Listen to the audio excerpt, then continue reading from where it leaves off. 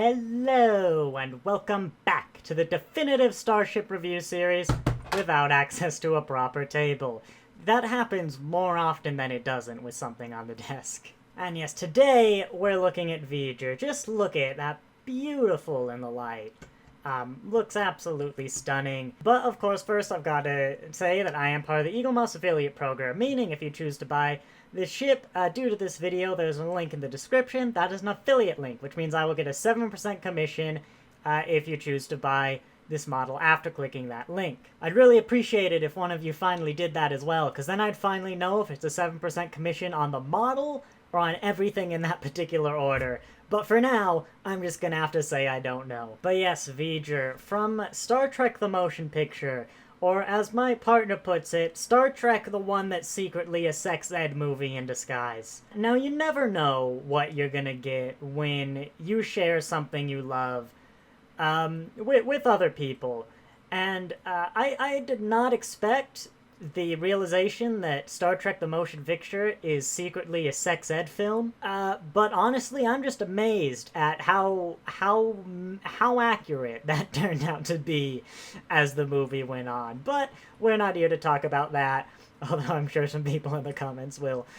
We're here to talk about V'ger, which is a model. I think I got this right when it came out, actually, because beautifully detailed. And of course, you never get a good look at V'ger. Like, you never really get an idea of what it looks like just because it's bigger than Spaceball 1.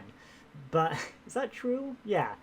The movies are really one of the only times where Star Trek just goes absolutely massive. The modern ones do it now more.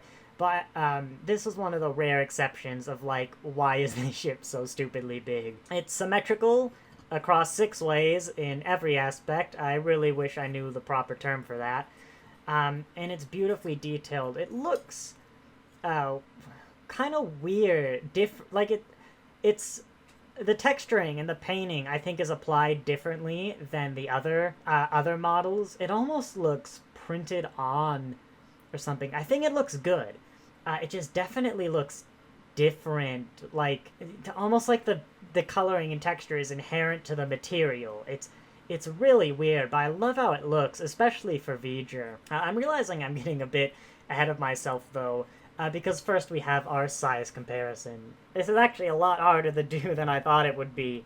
But, yeah, it is about the same size as the NX XL. Another good comparison is that this is about the same size as the Reliant XL, the Miranda class, and consequently, of course, the same size as a lot of other special editions.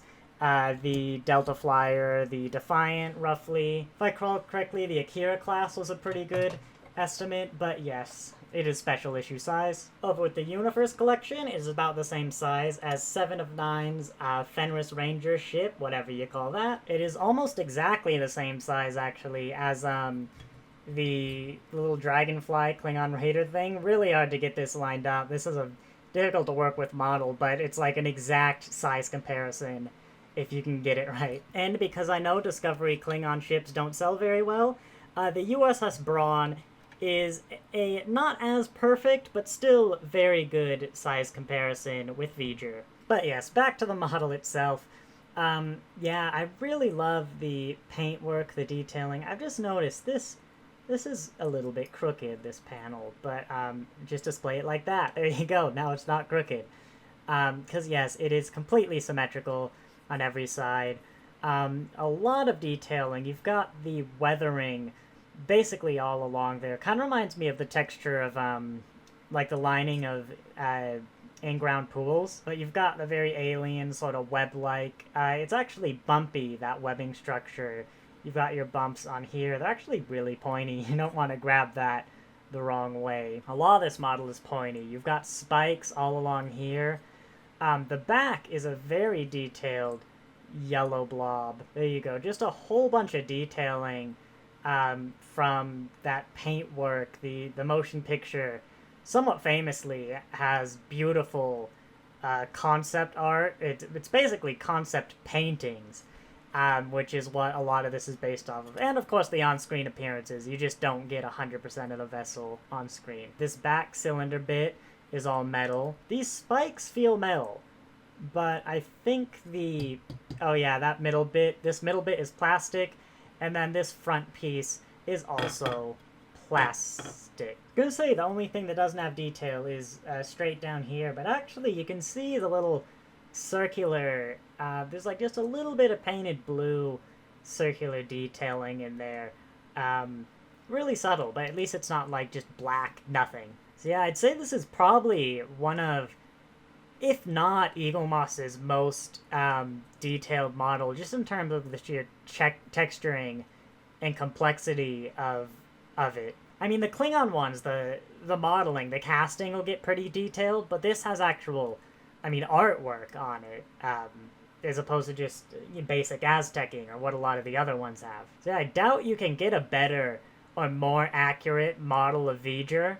Yeah, I've never seen one. I mean, to be honest, I haven't seen many other models of V'ger, but I don't really know what you could be lacking. I mean, there's some obvious seams here, and a lot of the seams along this ball, I mean, they're obvious looking at it. I suppose at a glance they might not be, but yeah, it's a really solid model of V'ger. Maybe a bit more metal you could ask for, but there we go. Thanks to the symmetry as well. If some bit is crooked like this, just make that the bottom, you know, or just the side facing away from you, and boom, problem solved. So yeah, is definitely as well another bit of color. You don't really get the blue and purple in a lot of these ships.